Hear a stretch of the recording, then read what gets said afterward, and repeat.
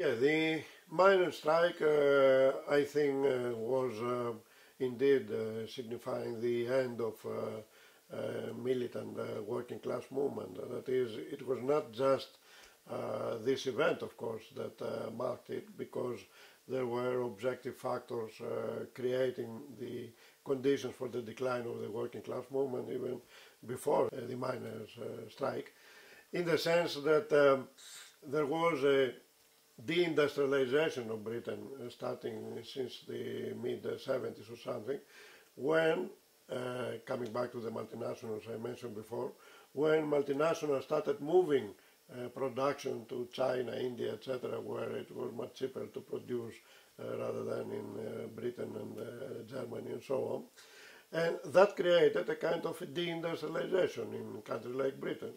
That meant that there was a decimalization of the working class. In other words, the statistics show that the proportion of the manual workers and even skilled workers to a certain extent was falling rapidly with respect to the people working in the services sectors and so on. And this had effects, of course, on the trade union movement as well. That is the reason why trade union movement here was decimalized, was not just that people were frustrated by the trade union, but it was that there were few workers around.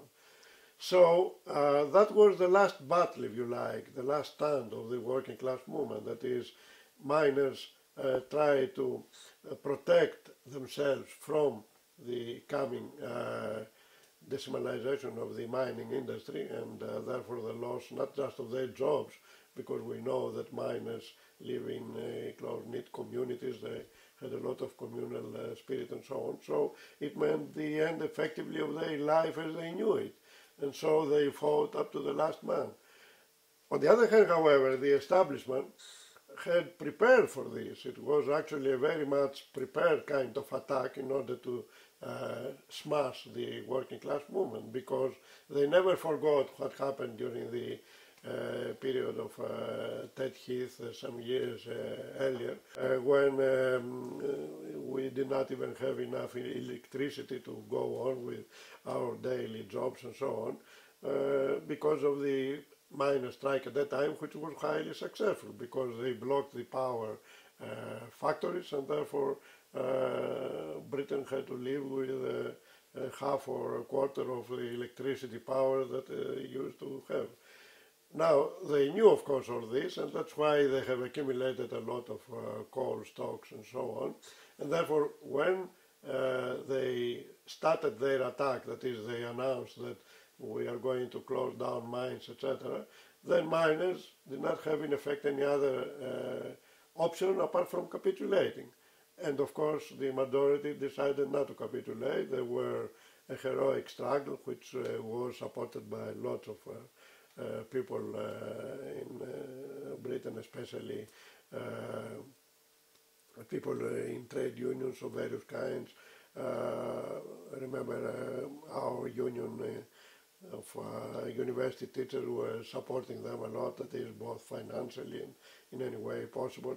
So there was a general movement to support the miners, but it was a hopeless struggle because, as I said, they had created the objective conditions to succeed, and on the other hand, the rest of the trade union movement played the usual role of keeping equal distances, trying to calm down the dispute and so on, and eventually they had succumbed. Since then, I would say that this was the end of not only the British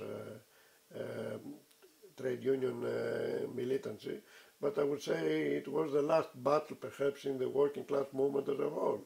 That is, since then we never saw any other such an important industrial struggle after the smashing of the miners' movement. I think that there may have been tactical errors on behalf of the miner leadership and so on, but I don't think that this was the reason that eventually miners had to submit.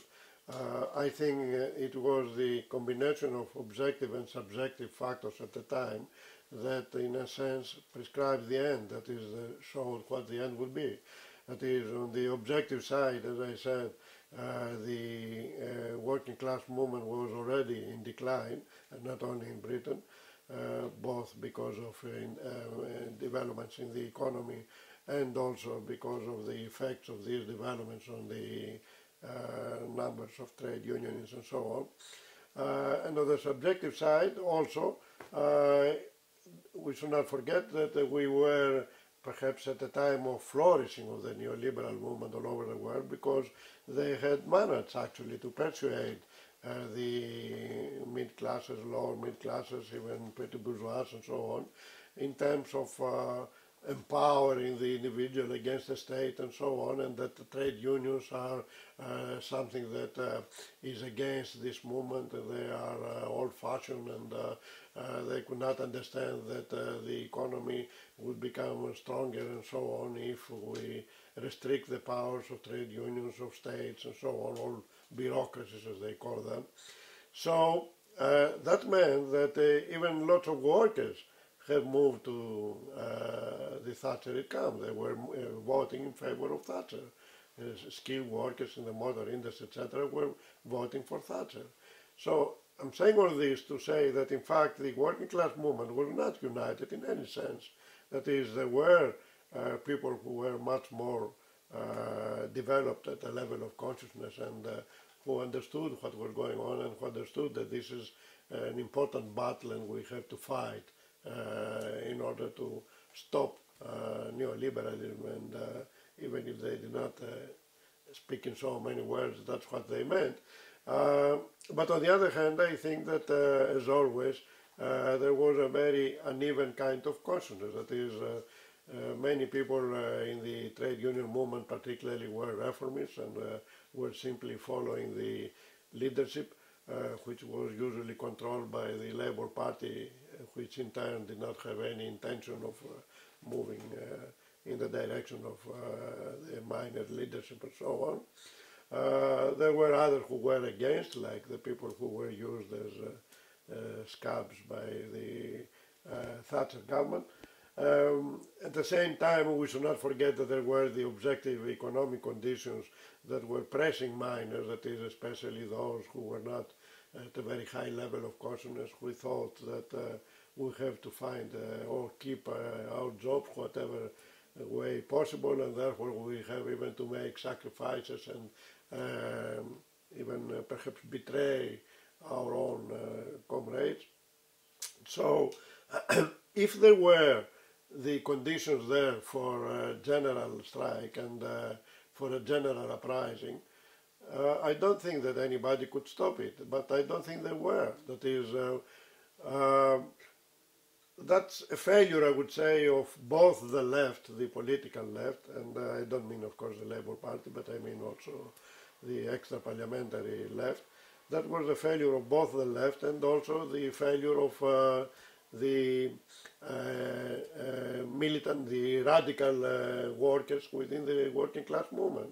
That is, at the end, they left miners to be isolated and therefore smashed.